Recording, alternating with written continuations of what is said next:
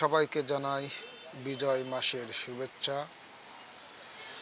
৩০ লক্ষ শহীদ এবং ২ লক্ষ মা বোনের ইজ্জতের দাম দিয়ে আমাদের এই লাল সবুজের পতাকা। বাংলাদেশ আমাদের জন্মভূমি। এমনটা হওয়া উচিত ছিল। পাকিস্তানের সাথে আমাদের সারা জীবনের মতো সম্পর্ক বিচ্ছিন্ন হওয়া উচিত ছিল।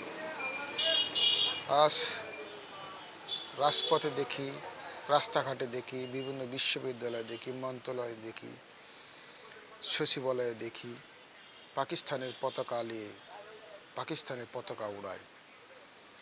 পাকিস্তানের পতাকা গাড়ি নিয়ে আজ ঢাকা রাস্তায় অলিগলি আমরা দেখি। এই জন্যে কি ৩০ লক্ষ শহীদ এবং ২ লক্ষ মা বোনের ইজ্জতের দাম দিয়ে বাংলাদেশ কিনা? আমরা ছোট মানুষ, ভুল ধরলে গ্রেপ্তার হয়ে যাব, তাই সবসময় ভুল ধরতে পারি না। আপনারা দেখেন যে দেশের জন্যে বাপ চাচারা যুদ্ধ করেছে, জীবন দিয়েছে, সেই দেশ আমাদের জন্মভূমি। এই দেশে এরকমটি হওয়া উচিত ছিল। পাকিস্তানের সাথে আজীবন সম্পর্ক বঞ্চিত হওয়া উচিত ছিল। আজ পাকিস্তানের পতাকা বাংলাদেশে উড়ে, এটা বাংলাদেশের 18 কোটি মানুষের জন্য লজ্জাজনক।